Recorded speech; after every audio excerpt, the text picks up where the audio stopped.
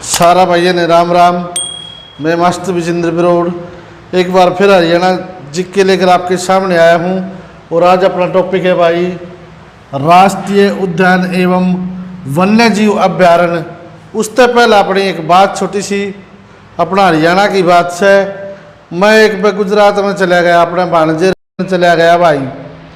तो उस जगह क्या होया, चाय चुप्पी में थे हम, बैठे बैठे वह बेटी थी पोती, वह भाणजा की बेटी, हमारी पोती वह मेरा दौरे बैठी बात कर लगा हुआ थी।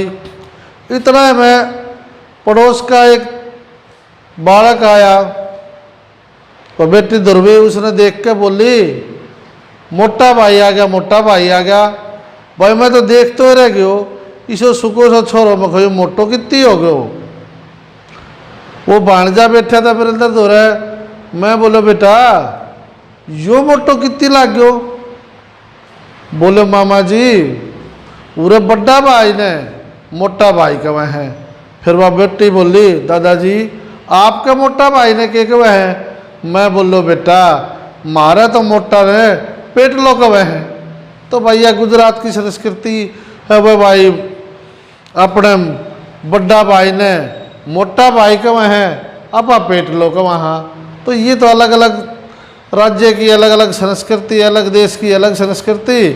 अपना हरियाणा का ठाठ न्यारा से आज आ जाओ टॉपिक पे ही। फिर राष्ट्रीय उद्यान एवं वन्य जीव अभ्यारण्य, भाई पहले तो मैं यह बात बता दूं, राष्ट्रीय उद्यान एवं वन्य जीव अभ्यारण्य इन दोनों में अंतर के है।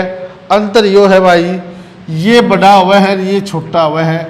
क्षेत्रफल की दृष्टि से नहीं, नियम के अनुसार इनको जो दर्जो उच्च मान्य जा है।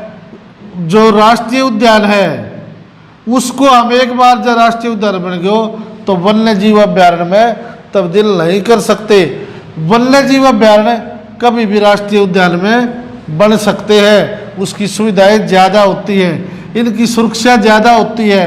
इनकी अपेक्षा सुरक्षा तो इनकी भी होती है, लेकिन वन्य जीव अभ्यारण्य की अपेक्षा राष्ट्रीय जीव उद्यान की सुरक्षा ज़्यादा है। इसका एरिया इतना ज़्यादा निश्चित नहीं होता, इसकी सीमा बिल्कुल स्टिक स्पष्ट होती है।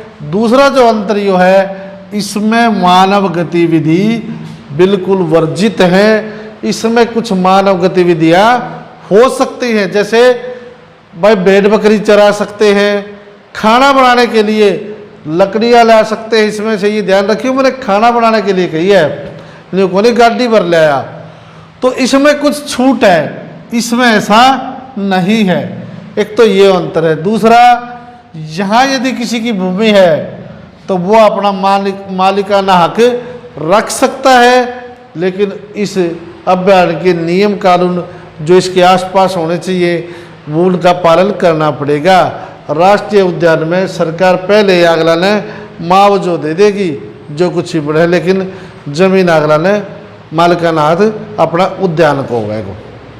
तो ये तो था इनमें अंतर। और अपना हरियाणा में केवल 2 ही राष्ट्रीय उद्यान हैं और वन्य जीव अभ्यारण्य हैं भाई, ये 8 हैं अपने, और ये कितने हैं 2, ज़्यादा नहीं है। लेकिन इससे पहले मैं एक बात बता दूं, नेशनल जिक्के में भी, हरियाणा जिक्के में भी, कई नेशनल जिक्के हुआ हरियाणा का टेस्टा में भी अगर 2 राष्ट्रीय उद्यान अपना हरियाणा में है, लेकिन भारत को सबसे पहले जो राष्ट्रीय उद्यान बने तो वो जिम कॉर्बेट उद्यान है भाई। इसका पहले नाम हेली नेशनल पार्क था। हेली नेशनल पार्क जब बना तो जिम कॉर्बेट नामक अधिकारी ने बहुत बढ़िया काम करे तो 1957 में इसको नाम जिम कॉर्बेट उद्यान रख दियो।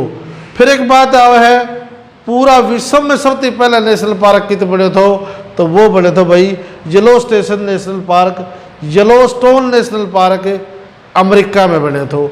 अब अपना हरियाणा का नेशनल पार्क आप आ जाओ, देखो ये 1 नंबर मैं पक्का करूँगा, पर यह बात से तुम कितना ध्यान से देखो हो और कितना जोड़ते चैनल लाइक और सब्सक्राइब करो हो। अब आते हैं सुल्तानपुर राष्ट्रीय उद्यान। भाई यो 1991 में राष्ट्रीय उद्यान बने हो, उससे पहले वन्य जीव अभ्यारण्य था, और यो है भाई गुरुग्राम में।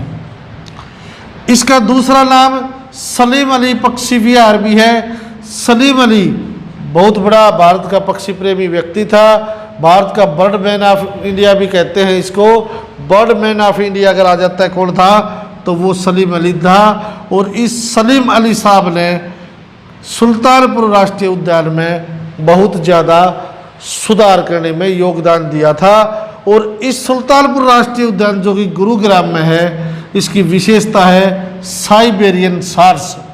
तो इसमें पर्यटक दूर दूर से देखने आवे हैं। सर्दियों में यहाँ पर साइबेरियन सार्स भाई यहाँ पर आते हैं और यहाँ पर रुकते हैं।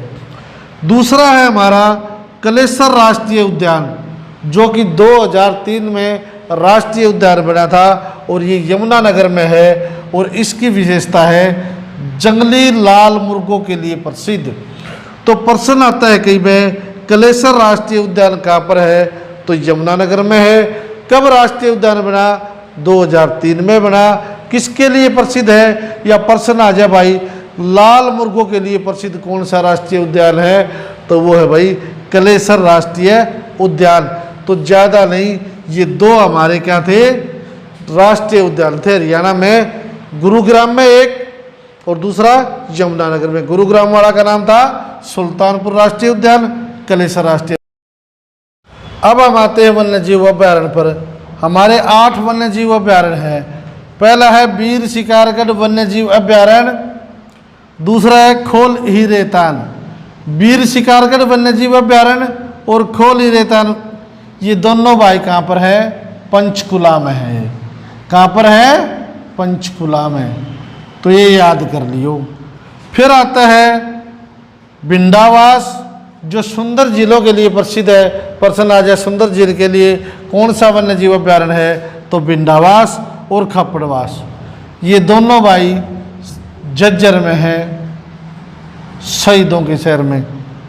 फिर है कलेसर। कलेसर राष्ट्रीय उद्यान भी आया था अपना, जहाँ पर लाल मुर्गों के लिए प्रसिद्ध था। तो कलेसर जंगली मुर्गों के लिए प्रसिद्ध था। और ये कलेसर कहाँ पर है, वहीं पर है यमुनानगर में।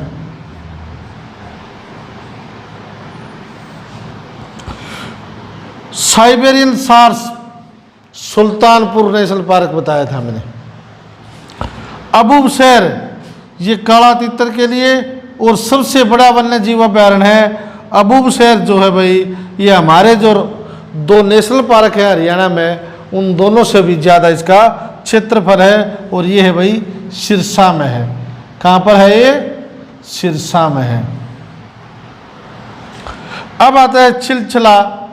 छिलछला वन्य जीव अभ्यारण्य हरियाणा का क्षेत्रफल की दृष्टि से सबसे छोटा है। ये कहाँ है, कुरुक्षेत्र में है भाई, जहाँ पर महाभारत का युद्ध हुआ था। और कुरुक्षेत्र में गुरु द्रोणाचार्य स्टेडियम भी है। नाहड़ रेवाड़ी में भाई, नाहड़ कहाँ पर है ये, रेवाड़ी में। तो ये हमारे 8 वन्य जीव अभ्यारण्य और 2 मैंने नेशनल पार्क बताए थे, इनमें से ही आता है। और ये नंबर भी आपका पक्का हो जाएगा। मेरी वीडियो अच्छी लगे आपको तो शेयर करना, सब्सक्राइब करना